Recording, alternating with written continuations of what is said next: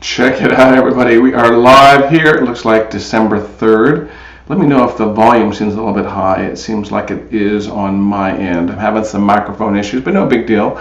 We're always going to press on for a show. For those of you that are watching live or recorded or on the podcast, as always, thank you for tuning in. We are working on Tuesday, December 3rd here, 3 days into our December, again, on that final home stretch of 2019, getting you ready for 2020 as we talk about some of the things that we could have done better, some of the things we're going to do better in 2020, and some things I want you to look forward to in planning. I was in a nostalgic mood talking about regrets, and so I pulled up the lyrics of the Frank Sinatra song, Regrets. I've had a few, but then again, too few to mention. I did what I had to do and saw it through exemption. I planned each charted course, each careful step along the way, and more, much more than this, I did it my way. That is on my playlist. I absolutely love that song. And that's going to be kind of our theme today as we talk about some of the things that over the past decades in business that I wish I would have done differently. And some of these are going to apply to your life also, but specifically business. So, pull up a chair, get a piece of paper or an iPad, fill up your coffee cup, stretch, pop your neck, do whatever you do, as we're going to talk about some business regrets and the lessons we can learn from them. Okay, let's get started on this party.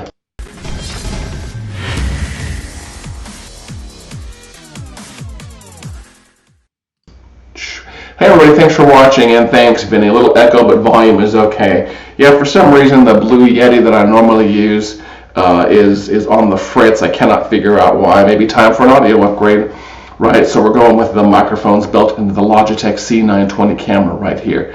But as long as you guys can hear me, okay, good. I won't yell, I won't be really subtle.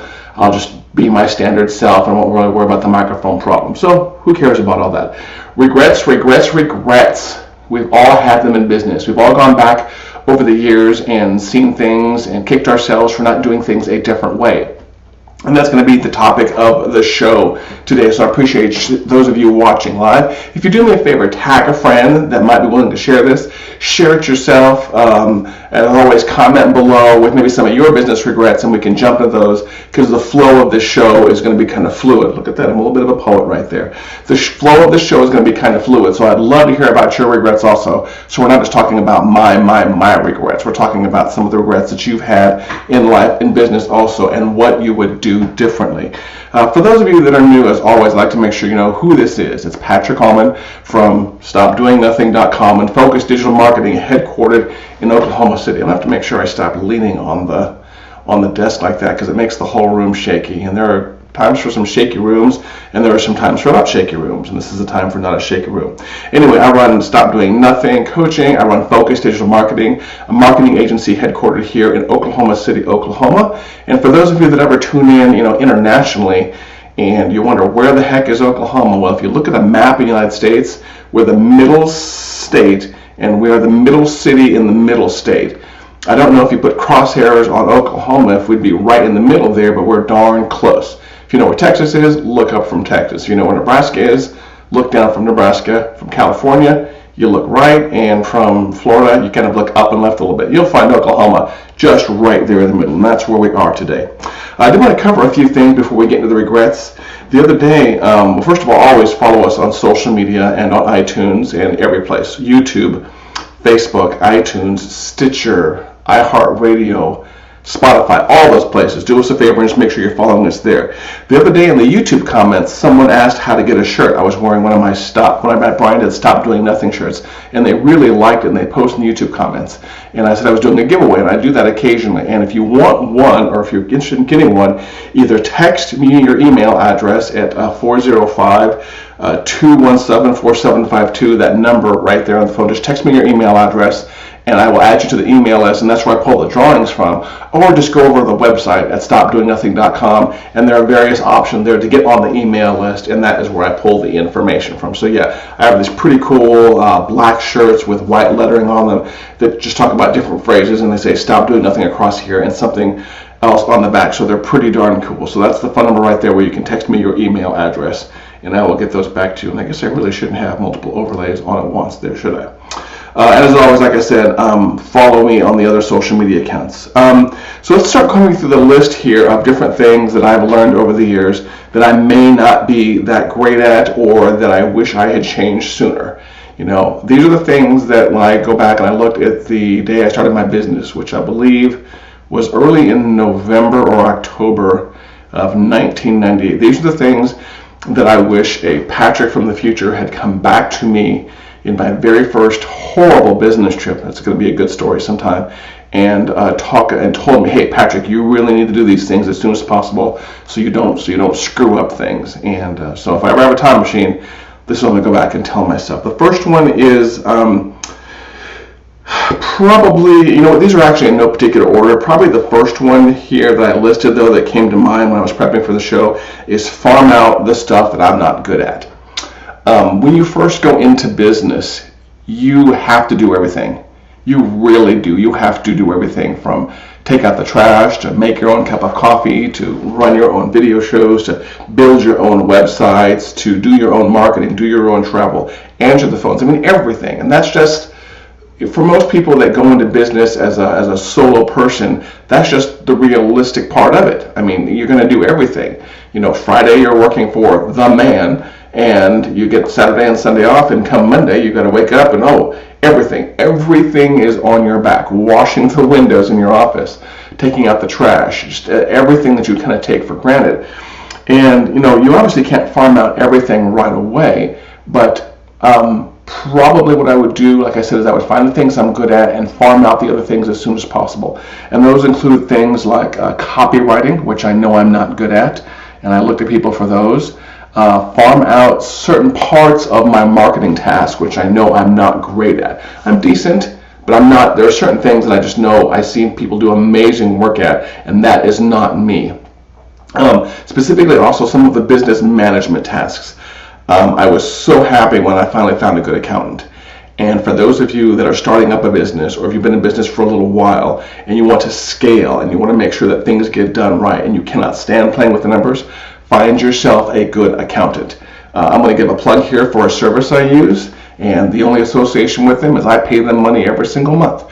It's a service called Bench for accounting, and you can use my affiliate link at stopdoingnothing.com/bench. I'll put that in the comments later, but I absolutely love Bench and my local accountant because they keep an eye on my books daily.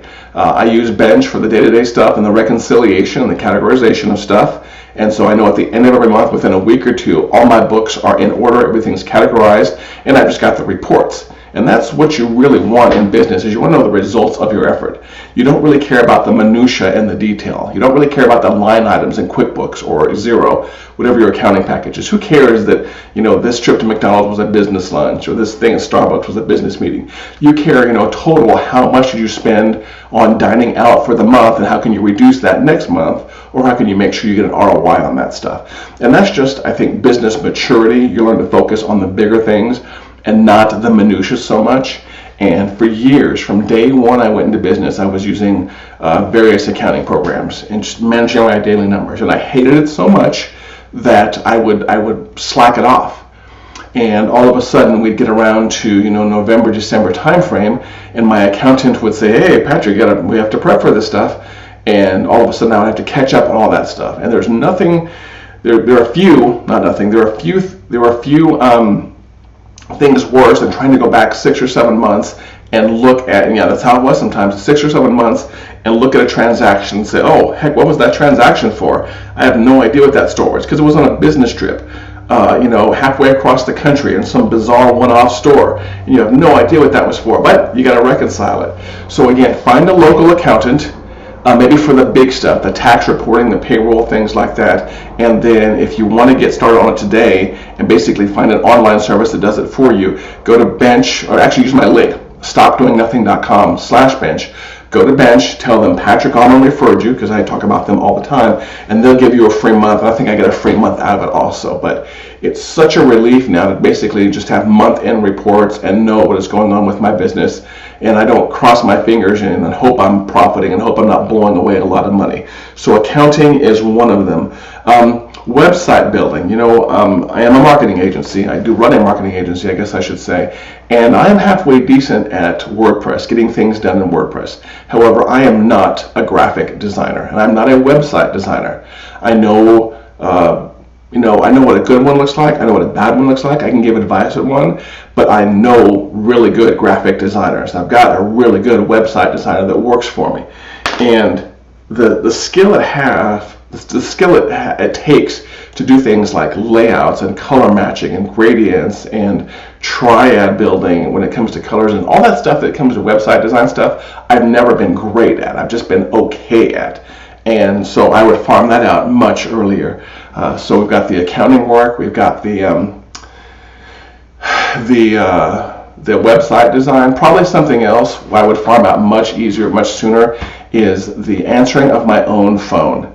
I know that sounds kind of cheesy and it may sound a little bit egotistical, but I have a service now that answers my business phone. So when you call the Focus digital line, no matter how many people work for me, it would always go to my cell phone, or I may have it routed to someone's cell phone. But now I have a service, not really an answering service. I pay, I have an office basically front that handles all my mail and handles all my phone calls. So if I'm ever busy and I can get the calls routed to someone else, or they can get sent straight to voicemail, which I then get via email. And that really helps, for example, and puts a level of professionalism on your business.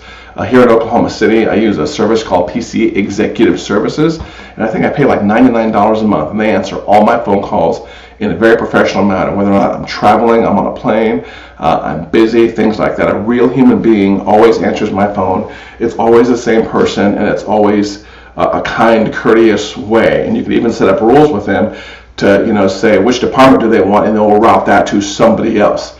I tend to have a remote team, and so everyone's working from home or wherever they're working from, and so we don't have like one central office with all the VoIP phones right there. So look at a service like that to put a professional face on your business. It's going to be a little bit of an expense, like I said, $99 a month, which isn't much in the grand scheme of expenses right there, but the professionalism and the consistency is really worth it, especially for those of you that travel. If you're ever, it's nothing more frustrating than to get off when you're taxiing in. Let's say your American Airlines flight lands and you're taxiing in, you pull up your email, all of a sudden you've got a bunch of missed calls and voicemails for someone that's really urgently looking for you, trying to give you money. That totally sucks. So put a professional face on your business and find a phone answering service as soon as possible. So I might come back to that, but right off the top of my head, those are some of the things right there that I regret when it comes to doing it with my business. And again, if you have any kind of regrets of yourself over the past X number of decades you've been in business, drop them in the comments below. Vinny, I'm sure you and Deb have learned probably 10 times the stuff I have learned right there. So again, drop that in the comments below. Some of the, one of the first ones I skipped. No, okay, we're going in order right here. Take more risks. You're going to see that I'm going to talk a little bit about being conservative on certain things and not being 100% your true self. We have a big issue in our society of people giving a different persona online and a different persona offline. And that happens 100% of the time. And I do it. I will 100% admit I do it. So what you see online is maybe like 90% or 80% Patrick. But when I first started doing videos or first started presenting myself in public to people, it was more like a 30 or a 40% Patrick. It wasn't an 80 or 90% Patrick. So, and that is one of the risks I'm talking about right there. Risks when it comes to travel, risks when it comes to adventure, risks when it comes to marketing. All these things are risks, if you will. And you risk looking like a fool, which I do a lot of the time. You risk embarrassing yourself, possibly embarrassing your company a little bit. But what can also happen is you can have some massive growth opportunities. And my biggest client, I still tell the story to this day, my biggest client came from me taking a risk in an airport once and talking to a stranger, which I'm perfectly comfortable doing. I have no problem talking to strangers in the security lines, because trust me, you're going to spend some time in some security lines if you travel in the airport, and you might as well get used talking to strangers. And I met a really good business lead in the security line at Oklahoma City Airport. And, long story short, that turned into a massive amount of influx and money in my business and a government contract. So that one I did very well. So that kind of segues into another thing that I probably wrote down here is be a 100% version of me. We can't be a total 100% version online or in our videos or in our marketing, but you can get pretty darn close. And like I said, I'm probably 80-90% transparent on this. When somebody hires me for consulting and I travel out there, or I go out for like a full day of coaching or consulting, or a full day a week coaching consulting, the person that was on the phone and that's on the video is the same person that shows up in the meeting. There's no difference. There's no fronting, if you will. And again, that took me, there was some fear there, and it took me a while to get over that, but I'm very comfortable with that now. And I'm very comfortable with stuff like the way I dress. I have a business meeting, I have a business meeting all day Friday, and then Monday, Tuesday, and Wednesday I'm speaking in Dallas. So I travel to Florida Friday from here, and then I'm speaking, like I said, Monday, Tuesday, and Wednesday. And what you see me wearing right here, you can't see, I don't have jeans on, I have sweats on, but for the most part, I'm going to be working in a t-shirt, jeans, and probably some nice shoes. Probably be some nicer jeans. But that's another area there where I'm trying to be 100% transparent, is I want to dress with what's comfortable for me. And it just may not be for everybody. And I may find some clients that don't necessarily like it. Some people may consider it not professional. But when I'm working, when I'm talking, when I'm speaking, when I'm doing coaching or consulting, when I'm traveling, I've learned I need to be comfortable in my clothes. And as much as I like a good suit and tie, I cannot be 100% comfortable in a suit and tie. I can't relax. I can't emote. I can't express myself. The clothes weigh me down. So I've started in all things basically dressing more casual to the point where I'm comfortable. And when I'm more comfortable, I deliver a better product and I deliver a better value to my clients. So I'm, again, trying to be more comfortable and more happier with the clothes and in my skin, if you will. Something else I have on here on my list right here, which is somewhat meta, is I wish when I had first discovered social media, and Patrick was instantly termed a social media expert because I dove into it. As much as I dove into it, I did not go deeper into the audio video aspects of social media. And I'm specifically talking about the things I'm doing right now. I did not go deeper into my YouTube channel. I did not go deeper into Facebook video or Instagram video, or I'm not going to be a TikTok person. That's just chasing the dream right there. But I wish in my marketing I had gone deeper into video sooner.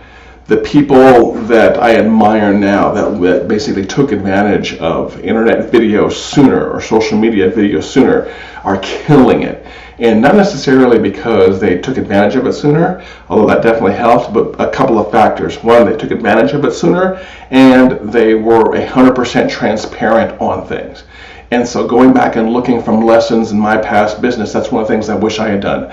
There's that transparency item again, and then there's wishing I had adopted social media video earlier. So every single time now I see a platform that offers a new video function or a new way to do video, I jump on it. I really do. As you can see, I bought video lights, I bought microphones, I bought cameras, I bought some really good video editing software, so I'm using Ecamm now on my Mac for this. I'm using Final Cut Pro to edit my videos. I export all that stuff over into Libsyn, which is where my podcast lives. I wish I had definitely done that my very first day in business back in '98. Now, granted, a lot of stuff wasn't there, but you know what? The internet was maturing and the internet was coming about, and I probably could have taken, a VHS camcorder if I had thought about it, a VHS camcorder, and made internet videos, and you could have downloaded them on your 28.8 or your 9600 baud modem. For those of you that even know what that kind of stuff is right there. So if you're someone who is considering or trying to really up your marketing game, consider going deeper into whatever modality you're comfortable with. And for me, it's internet video, and that's actually going to segue into something else here. But again, It's not hard. I mean, goodness gracious, I bought a foam pack that surrounds my office here, a foam that basically baffles the sound. That had to have been less than $50. The ring light that I'm using right here, probably $20. This camera, this really good HD camera, is $99. This microphone down here that isn't working right now is $99. So the tools to do video are really cheap. There's no excuse financial wise not to do it. You put $300 on a credit card, you've got a pretty decent video setup.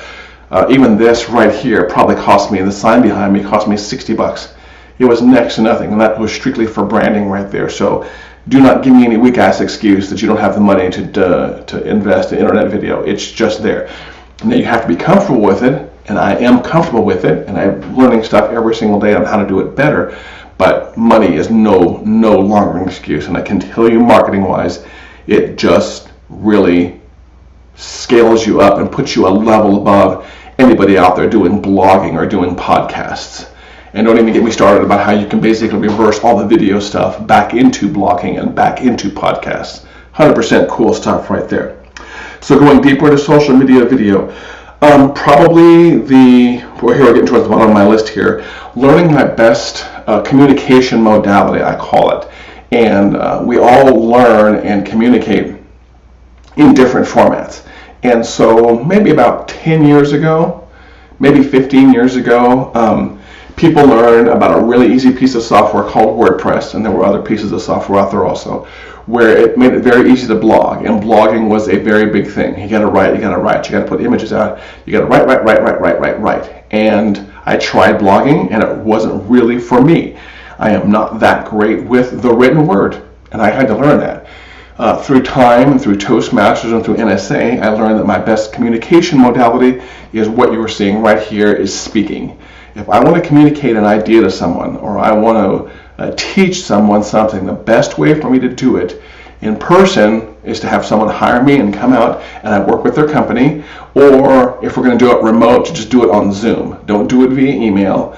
Don't do it via a speakerphone. Get on a Zoom call and talk so people can see what I'm talking about and see my expressions and see what I mean. So over time, I've had to learn that speaking is my best modality. Now, I'm not the best speaker, but I have learned that I get things out a lot faster. And I'm sure you've heard that before when you go back and forth with someone via email, and then you pick up the phone, and all of a sudden, you can communicate in 30 seconds, which was something that was taking 20 emails back and forth.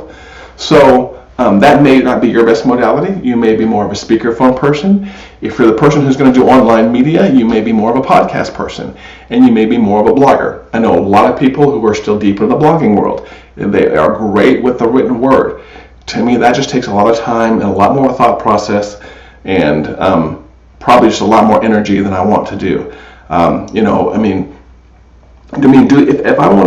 If I was good at speaking and I wanted to turn those into blog posts, which I do sometimes, there are services for that, like rev.com. That's a really great service to basically transcribe your stuff. However, what I'm getting very comfortable with is doing videos like this right here, which I can crank out on a regular basis pretty fast. I do planning for these, but I don't do like in-depth hours and hours and hours and hours of planning for these. But I can crank one of these out, get it uploaded, and communicate that information to you, and then get that up over on the podcast with a very small post-production cycle, if you will. If I was to do a blog post, I would have to come up with the idea for the blog post, sketch it out, write a good opening, write a good closing, write the actual words, which involves me sitting down and pecking out words, then pass that through someone who's very good at grammar, and to basically fix all the Patrick mistakes, because there would be a shit ton of them, and then to get that scheduled. And meanwhile, while someone's working on that, you have to work on the next blog post, and the next blog post, and the next blog post. So when I was doing blogging, I would basically have to just kind of think a couple of weeks ahead of time of subject lines, and you're always writing, and there's a certain amount of energy and a certain environment you have to be comfortable with when it comes to doing your writing, and that's just not my modality. My modality is speaking. So getting comfortable with that is something that I wish that I had learned earlier on in the journey of being an entrepreneur. So kind of again as a quick recap, and again, I'd love to know your comments below about things that you wish you had learned better or learned earlier in running your business. I talked about, let me see, what did we talk about here? Farming out the stuff I'm not good at. Taking more risks, and I'm still working on that one to this day. Going deeper into social media video was something I had written down.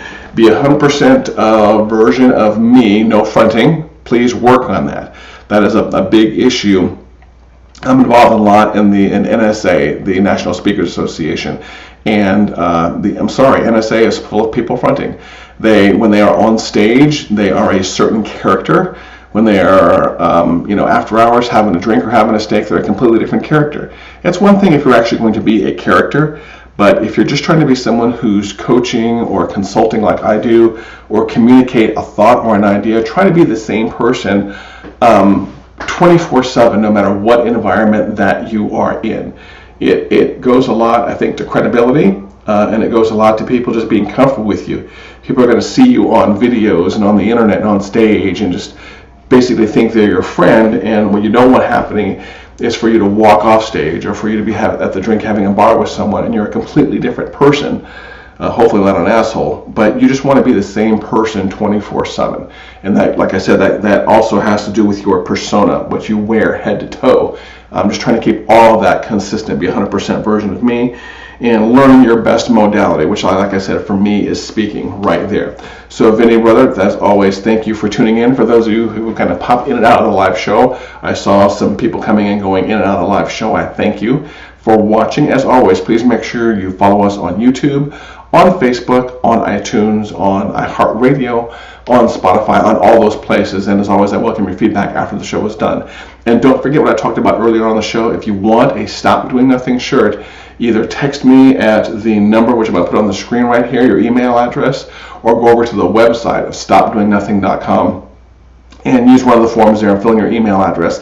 And that's how we select an occasional shirt winner. So again, thank you everyone for watching live. Make sure you tune in tomorrow, which will be our last live show of the week. And I'm hoping to get some pre-recorded shows in for you on Thursday and Friday. You guys have a great December 3rd. And let's get through this and push on to December 4th. Take care.